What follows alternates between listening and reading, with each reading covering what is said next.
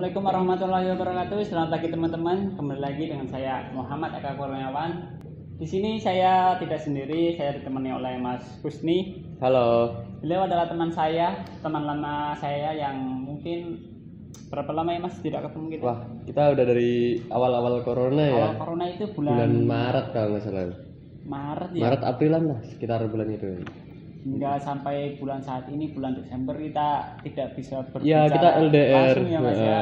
Kita LDR karena ya situasi dan kondisi pandemi virus corona pada saat ini. Betul. Mas Juni ini adalah mahasiswa dari sebuah universitas Tidar. Sebuah ya.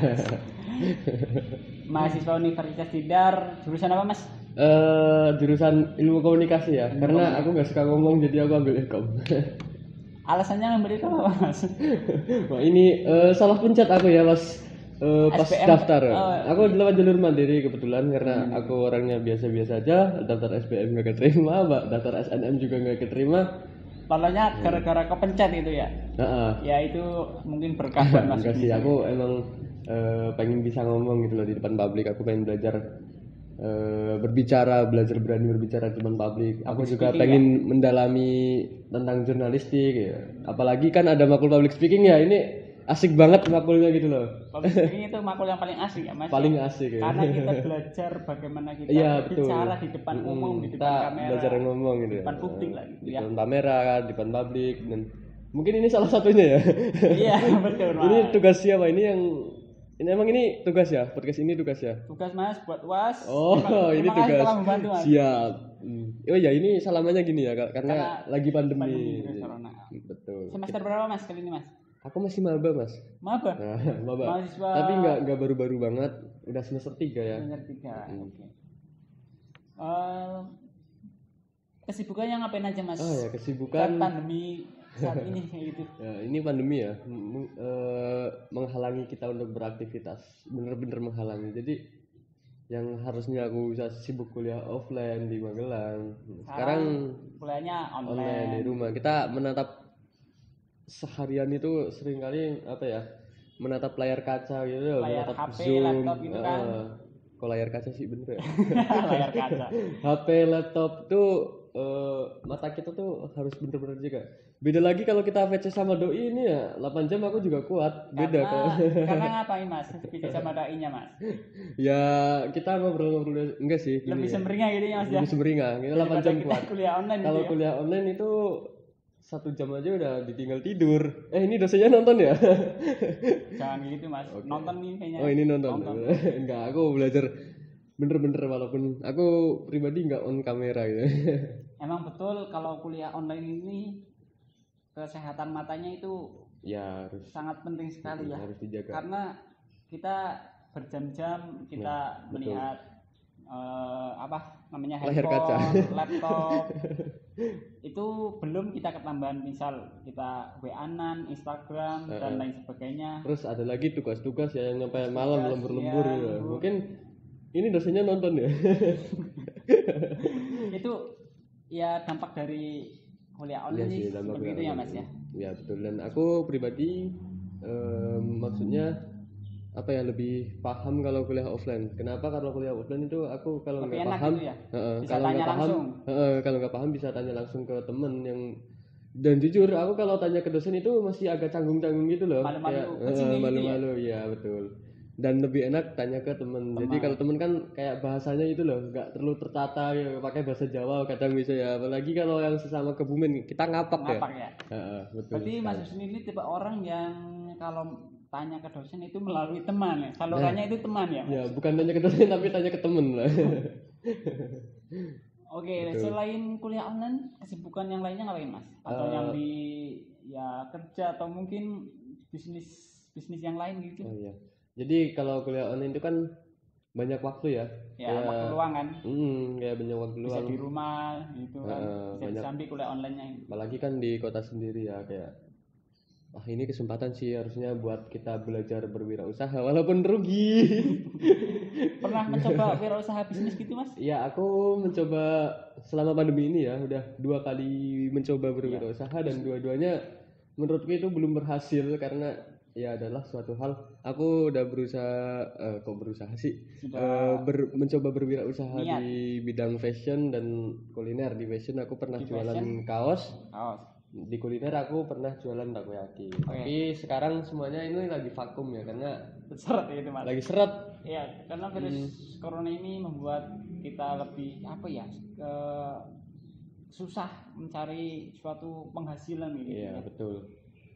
Apalagi kan banyak orang yang di PHK, banyak yang nggak punya duit, jadi mau beli usaha kita juga mikir-mikir, apalagi barang yang kualitasnya standar. Betul. Ini menarik ya, kalian pernah mencoba 2 bisnis gitu ya? Iya, betul. Yaitu tentang fashion dan kuliner. Kalau fashion itu bisnis apa Mas? Aku pernah jualan kaos, itu pas awal-awal aku ya semangat ngejalaninnya ya, cuma ini mungkin salah satu faktor ya, pelajaran aja buat teman-teman semua, kalau punya usaha itu harus konsisten. Nah, betul. Aku jualan kaos emang awalnya semangat, tapi semakin kesini karena nggak laku-laku, terus modalku habis. Nyerah gitu ya. Modalku habis. Di situ aku bingung ya mau ngelanjutin gimana lagi. Aku udah nggak ada modal, terus apa ya? Kayak semangatku udah berkurang gitu loh. Belum ketambahan misal kuliah online-nya itu banyak tugas. Ya, jadi terus banyak kesibukan yang lainnya, betul. Kan? Kayak bagi waktunya itu susah banget. Jadi kurang fokus ke bisnis gitu ya. Fokus ke bisnis. Faktor yang mempengaruhi bisnis tersebut tadi yang Mas Bisni merasa gagal itu yang pertama itu konsisten ya Mas. Iya, berarti Mas Bisni itu kurang konsisten. Aku jujur belum bisa konsisten di bisnisku sendiri. Maksudnya kalau orang yang benar-benar niat untuk bisnis walaupun kehabisan modal, dia pasti tetap berusaha. Tapi itu enggak, sama aku enggak. Kalau aku enggak gitu. Yang pertama itu aku itu nyerah karena bingung banget ya, modalnya udah habis, mau nyari dari mana lagi. Berarti kurang konsisten. Yang kedua kekurangan modal. Modal ya, betul. Itu awal-awal itu kepikiran buat bisnis itu gimana Mas? Awalnya itu gabut ya, karena pas awal-awal kuliah itu emang tugas juga masih jarang.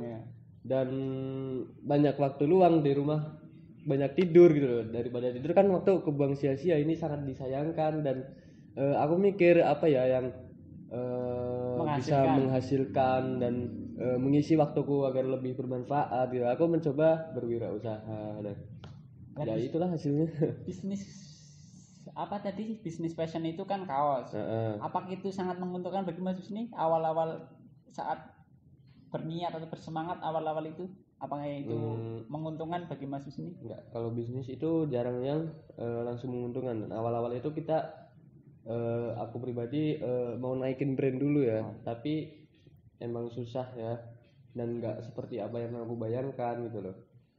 Yang pertama itu modalnya Mas, itu sangat penting modalnya ya. Dan emang kalau mau naikin brand itu menurutku butuh modal dan konsisten, dan modal aku cuma berapa itu ya, dikit lah, nggak banyak kan, karena kan mahasiswa juga, belum kerja, belum punya duit buat modal. Karena sebenarnya masih pengen ngelanjutin, cuma pas modalnya habis itu bingung gitu loh, mau ngelanjutin apa enggak, karena mau ngelanjutinnya gimana mungkin gitu. Banyak kebutuhan yang lainnya ya, gitu Mas. Betul. Ada buat beli kota, karena kan bantuan dari pemerintah juga baru akhir-akhir ini bisa cair, karena kan semester kemarin kan belum ada. Awal-awal itu bantuan kotanya ya seret gitu loh. Ya ini menarik ya. Yang pertama itu bisnisnya Mas Bisni itu tentang fashion, yaitu menjual kaos ya Mas ya. Yang kedua itu kuliner. Nah ini bisnis kuliner ini berkaitan juga sama bisnis kaos. Jadi karena aku pengen ngembangin bisnis kaos itu, aku mencoba bisnis kuliner. Kan modalnya lebih kecil gitu loh. Kayak kalau buat bisnis kuliner aku kayak buka jualan takoyaki itu, nanti untungnya niatnya buat nambahin modal yang kaos. Cuma kalau yang takoyaki ya emang menguntungkan, nggak rugi kayak yang di kaos, cuma kepake buat kebutuhan lain. Takoyaki menarik ini. Takoyaki, kenapa ngambil takoyaki Mas? Karena takoyaki itu kan makanan Jepang ya? Iya, Japanese ya? Japanese. Kenapa kepikiran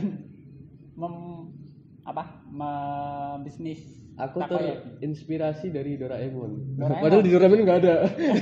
Oh, Doraemon Mas. Enggak, aku cuma bisanya itu doang sih. Aku pernah diajarin sama kakakku, diajarin bikin takoyaki dan aku bisa. Aku coba enak. Inisiatif dong, aku bisa dijual ya. Aku bisa bikin ini, rasanya enak, kayak aku juga pernah beli, rasanya juga mirip-mirip. Ya kenapa enggak gitu loh. Enggak dicoba untuk berbisnis gitu ya. Betul. Ini boleh diminum Mas ya? Mas, takoyakinya. Ini kok emang ini takoyaki? Enggak ya? Oh, ini air apa ini? Air putih Mas. Oh, putih doang ya? Putih Mas. Oke, terima kasih. Karena virus corona ini penghasilan seret Mas. Oh, seret ya. Ini juga seret, makan ini minumnya cuma air putih. Putihannya, harusnya kopi. Es kalau enggak kopi. Mungkin kedepannya bisa diganti es. Kalau ada penghasilan lagi. Oke, siap. Ya. Oke, teman-teman, Mas Bini ini adalah awalnya pernah mencoba berbisnis ya tentang fashion dan juga kuliner. Fashionnya itu tentang kaos, yang kedua itu tentang takoyaki. Ini menarik ya, karena ingin saya tanyakan Mas, cara membuat takoyaki yang benar itu seperti apa ya? Kalau langkah-langkahnya ini kalau enggak ya bahan-bahannya itulah banyak. Bahannya itu bisa dijangkau di pasar atau di mana gitu. Bisa sih sebenarnya. Ini aku bikin tutorial di sini. Jangan, ntar kalau orang-orang pada tahu banyak dong sainganku ini. Berbagi ilmu itu baik. Oh ya betul, berbagi ilmu ya. Bahannya itu nggak susah ya, cuma tepung ikan. Ya adalah telur, tepung sama isiannya itu ada cumi-cumi, ada sosis.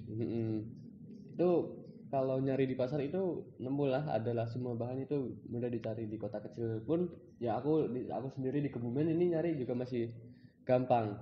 Nah cuma kulino ya, kalau istilah Jawanya kulino, nggak semua orang bisa bikin gitu loh Kak. Walaupun bahannya sama, resepnya sama, tapi kalau tangannya kurang terampil kayak tangan aku ini nih nggak bisa. Ini menarik ya, karena kalau bikin makanan itu misal kita bikin tempe goreng ya, tempe mendung. Kita bikin pakai tangan kita sendiri. Sama kita yang beli di pasar itu rasanya pasti beda. Kenapa enak yang di pasar, kalau kita bikin itu gak enak. Padahal resepnya sama ya. Padahal resepnya sama itu ya. Mungkin kelihayan dalam membuat sesuatu. Kelihayan tangannya. Ya kulino, tangan-tangan orang yang jualan itu emang beda ya, karena mungkin udah terbiasa, mungkin dari besar kecilnya apinya dan lain-lain itu. Iya. Betul. Nah mungkin apa ya, ini saran aja sih buat teman-teman. Ada saran buat ini ada saran buat Mas Wisni, buat teman-teman yang ingin memulai usaha dari awal itu, monggo Mas sarannya Mas. Ya ini saran dari pengalaman pribadi saya ya, aku yang mungkin kurang konsisten, nggak apa-apa, kita belajar aja bisnis, kita berani aja memulai bisnis walaupun nanti kita rugi, kita dapat banyak ilmu gitu loh, banyak pengalaman. Betul.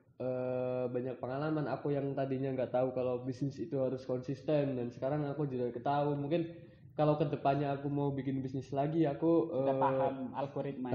Aku mungkin akan lebih berusaha konsisten lagi, untuk bisa membagi waktu lagi, untuk tertata lagi gitu loh. Karena kan awal-awal aku jujur juga awal-awal merintis bisnis aku masih berantakan, tentang omset lah, inilah itulah, masih belum tertata gitu. Nah mungkin kedepannya ya semoga aku bisa lebih tertata lagi, bisa merintis lebih banyak bisnis lagi dan menjadi entrepreneur muda gitu.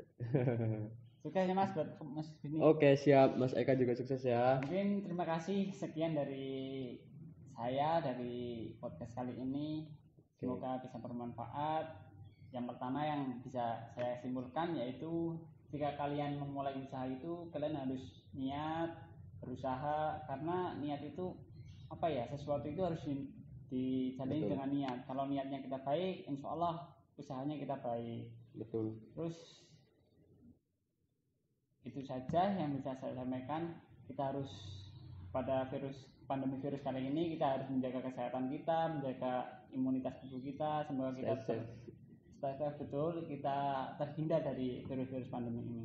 Amin. Semoga tahun depan kita bisa kuliah offline lagi ya Mas. Iya betul, kita bisa berjumpa secara langsung lagi. Mungkin teman-teman ada yang kangen aku enggak? Kalau ada sabar ya, nanti kita ketemu. Ya.